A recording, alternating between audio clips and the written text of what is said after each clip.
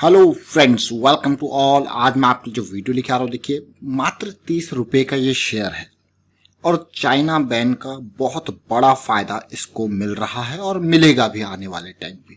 जैसा कि आपको पता है, इंडिया में चाइना से जो भी माल आता है उसकी काफी खतरनाक तरीके से स्क्रूटनी हो रही है और पोर्ट्स पे वो माल वैसे ही रुका हुआ है अभी के टाइम तक।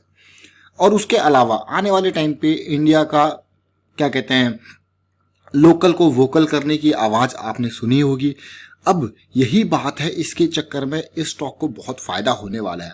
जब से ये वायरस वाली बात चली थी तब से ही चाइना से जो एक्सपोर्ट है वो कम होने लग गया था, धीरे धीरे चीजें रुकने लग गई थी क्योंकि चाइना में भी प्रोडक्शन रुक गया था। और अब तो ये एलएसी वाला सिचुएशन हो गया है, तो उसकी वजह से तो बहुत सारी चीज़ों में चाइना के प्रोडक्ट्स को डायरेक्टली बैन करने की बात गवर्नमेंट कर रही है। अब हद तक वो चीज़ें आगे इम्प्लीमेंट होती हैं, that is a different thing.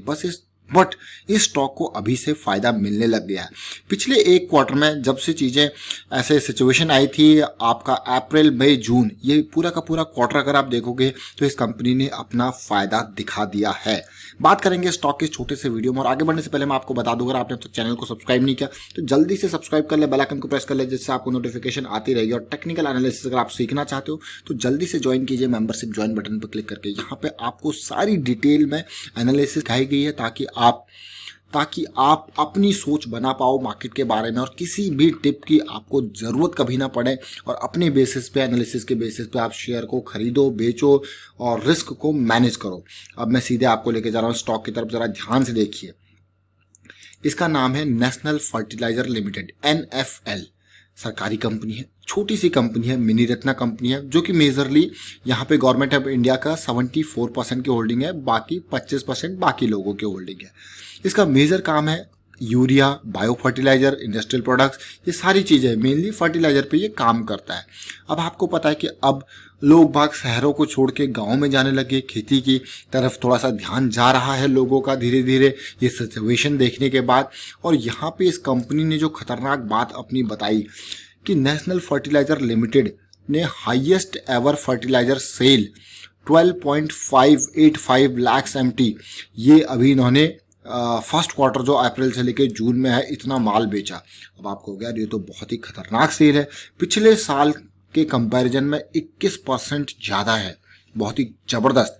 और इसमें अगर आप देखा जाए तो यूरिया सेल, P&K फर्टिलाइजर की सेल, ये काफ़ी इंपॉर्टेंट थी, जिसमें 13% का ग्रोथ रिकॉर्ड किया गया है इस क्वार्टर में पिछले साल के कंपैरिजन में। अब सोचिए, लॉकडाउन चल रहा है, लोग खेती पाती पे ज़्यादा ध्यान दे रहे हैं, तो फर्टिलाइजर खूब बिक रहा है यहाँ पे। और दूसरा इंपॉर्टेंट फैक्टर है इसका चाइना। यहाँ पे मैं रिपोर्ट देख रहा था कि इंडिया बहुत बड़ा यहाँ पे इंपोर्टर चाइना से इंपोर्ट करता है। और अभी मैं देख पा रहा था कि पिछले कुछ टाइम में थोड़ा सा कंट्रोल किया है, 2-3 सालों में इंडिया ने इंपोर्ट करना, बट स्टिल एक बहुत बड़ा इंपोर्टर है अलग अलग टाइप के फर्टिलाइजर्स का जो है इंडिया। अब कोरोना की वजह से यहाँ पे बहुत सारे नुकसान जरूर हुए, चाइना से माल आना अब कम हुआ और उसकी वजह से ये इंडियन कंपनीज को फ़ायदा होने लग गया, जो कि अच्छी बात है। और मुझे लगता है कि ये चीज़ें जब इंडिया में चाइना का माल थोड़ा सा सस्ता होता है तो इसीलिए यहाँ पे वो खप जाता है, और इंडिया में अगर ये चीज़ें मैन्युफैक्चर हो सकती है, बन सकती है, और केमिकल्स ही है, यूरिया एंड ऑल, तो ये सारी चीज़ें अगर हो पाती हैं तो मुझे लगता है कि इंडिया को लोकली इनको जो है इनका प्रोडक्शन हाई करना चाहिए ताकि इंडिया को ही फायदा मिले और चीज़ें एक्सपोर्ट भी हो साथ के साथ। अब आप देख पा रहे हो, अब ये नेशनल फर्टिलाइजर की अगर आप डिटेल देखोगे तो मात्र 30-31 रुपये का शेयर है, 1500 करोड़ का मार्केट कैपिटलाइजेशन है। अगर आप देखोगे तो स्टॉक की बुक वैल्यू ही 43 है, बुक वैल्यू से कम में ट्रेड कर रहा है। पी रेशियो हर 10 रुपये पे 1 रुपये कमा के दे रहा है। सोचिए जरा, 16% का सेल्स ग्रोथ है, प्रॉफिट ग्रोथ 14% का है। कंपनी के ऊपर उधार बहुत है, सरकारी कंपनी है लेकिन उधार बहुत है। प्रोमोटर की होल्डिंग कितनी है? 74% सरकार की। अब आपको गैर शेयर की तो जो है प्रॉफिटेबिलिटी भी अच्छी दिख रही है। रिवेन्यू देखिए जरा, ऐसे शेयर्स रिवेन्यू देखिए किस तरीके से ग्रो किया है। प्रॉफिटेबिलिटी, बीच में लॉस भी दिखाया था, फिर से प्रॉफिट बढ़ने लग गया। अब अगले क्वार्टर में जब इतना जबरदस्त सेल इसने दिखाया तो अगले क्वार्टर में तो रिजल्ट आसमान पे होंगे। अब ये तो हमने सारी चीज़ें देखी, जरा टेक्निकल भी देखते हैं स्टॉक का थोड़ा सा। टेक्निकल काफ़ी इंपॉर्टेंट, मंथली से स्टार्ट करते हैं। देखिए मंथली चार्ट को आप देखोगे तो ये स्टॉक 80-90 के आसपास ट्रेड किया करता था और वहाँ से गिर के काफ़ी नीचे आया।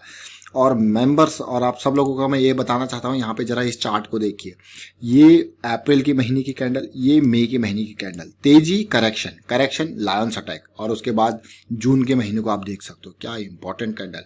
अभी देखिए जुलाई का मंथ फिर से इस तरीके से सिचुएशन बनने लगी है, छोटी कैंडल, अब देखना पड़ेगा, अभी करेक्शन चल रहा है। एंट्री की बात आती है तो भैया ऐसे एंट्री नहीं करना है, करेक्शन के रेजोल्यूशन का इंतजार करना है, एंट्री तब करना है। अभी मैं पिछले महीने के हिसाब से भी आपको बताऊंगा, अभी के हिसाब से भी आपको बताऊंगा अभी की सिचुएशन कैसी है।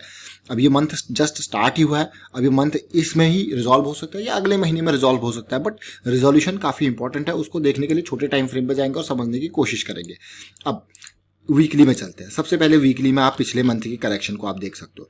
पिछले मंथ में जब तेजी आई थी 23 मार्च के बाद 5 वीक बहुत जबरदस्त तेजी रही थी, मैं कहूँगा 6 वीक इनफैक्ट, फिर 2 वीक करेक्शन रहा था और 1-2 वीक कंसोलिडेशन रहा था, और इस कंसोलिडेशन के बाद आप देख सकते हो कि यहाँ पे चीज़ें रिजॉल्व हुई और उसके बाद पॉजिटिविटी। इसी तरीके से इसके बाद यहाँ ये 23 रुपीज़ के लेवल से इसने 34 के लेवल का हाई बनाया, लेकिन इस वीक में पूरा का पूरा आपको देखने को मिल रही होगी लंबी अपर शेडो, मतलब correction, correction is in progress, correction resolve नहीं हुई, ये प्रोग्रेस में है, और आने वाले टाइम पर अगर करेक्शन आती है तो मुझे लगता है कि 27 के आसपास भी और थोड़ा और नीचे आए तो और बेटर सिचुएशन रहेगी। बट आपको क्या करना है, करेक्शन के रिजॉल्व होने का इंतजार, पहले एंट्री नहीं। और वॉल्यूम भी आप देख सकते हो वीकली लेवल पे कैसे वॉल्यूम बढ़ रहा है, डेली टाइम फ्रेम पे आके वहां पे और डिटेल में पिक्चर हमारे सामने आएगी। ये देखिए अभी करेक्शन में है, करेक्शन का फेज जो पूरा होगा, अभी सारी लाल लाल कैंडल्स देखने को मिल रही है, ये या तो 29 के आसपास सपोर्ट लेगा, थोड़ा और डिप हो सकता है तो 27 के आसपास आ सकता है, और काफ़ी इंपॉर्टेंट और भी अच्छी बात हो अगर ये 200 डे के मूविंग एवरेज के आसपास का सपोर्ट ले ले तो और भी बढ़िया होगा। बट फिलहाल स्टॉक में आपको मजबूती देखने को मिल रही है, और कंपनी ने जबरदस्त नंबर सामने फेंके हैं आपके कि भैया हमारा इतनी सेल हुई है, 21% ज़्यादा सेल हुई है लॉकडाउन के पीरियड में फर्टिलाइजर्स की। जरा सोचिए क्या नंबर दिए हैं। अब ऐसे नंबर जब सामने निकल के आएंगे तो इन्वेस्टर तो अट्रैक्ट होएगा ही, और ऊपर से फ़ायदा मिल रहा है, चाइना की तरफ से भी चीज़ें बैन पड़ी हुई है, फ़ायदा मिल रहा है तो अच्छी बात है। और मुझे लगता है कि हाँ, बट एंट्री की बात, अब कई लोग कहेंगे नहीं खरीद लो इसको, अभी खरीद लो, नहीं अभी नहीं, लेट द करेक्शन रिजॉल्व, आपको मौका मिलेगा, अच्छे से मौका मिलेगा, और मौका मिलने के लिए आपको कुछ नहीं करना। डेली में करेक्शन है तो आपको देखना है इसको आवरली में। फिलहाल एक आप देख पा रहे हो कि आवरली में जो पॉजिटिव क्रॉस बना था वो 28 मई को बना था, लेकिन अभी ये डाउन साइड में नेगेटिव क्रॉस बनने को जा रहा है, यानी कि अगर ये डाउन साइड ही रहेगा, और ऑल्दो मैं देख पा रहा हूँ कि अगर जिस तरीके से न्यूज़ आई है तो मंडे को पॉजिटिविटी आएगी तो ये ऊपर जाने की कोशिश करेगा, तो आपको 32 के आसपास यहाँ पे एंट्री का मौका मिलेगा, सोचिए। लेकिन अगर आप देखोगे अभी जब ये नेगेटिव साइड में जाने की कोशिश कर रहा है तो आपका 15 मिनट ऑलरेडी नेगेटिव में पड़ा हुआ है, देखिए, यानी कि अगर वो पॉजिटिव जाएगा तो पहले इसको पॉजिटिव होना पड़ेगा, 15 मिनट के टाइम फ्रेम पे, तो अपने आप ही वो पॉजिटिव में चला जाएगा। तो ये आपने देखा कौन सा, नेशनल फर्टिलाइजर लिमिटेड NF। अब थोड़ा सा देखते हैं इसका शेयर होल्डिंग पैटर्न। जैसे कि आपने देखा सरकार की बहुत बड़ी हिस्सेदारी इसमें है, लेकिन इसके अलावा किसके पास शेयर्स है, देखिए फाइनेंशियल इंस्टीट्यूशन यानी कि बैंक्स के पास इसकी बड़ी हिस्सेदारी है, और 13% के आसपास के शेयर्स जो है वो बैंक के पास है, यानी कि 6,76,00,000 शेयर्स बैंक के पास है।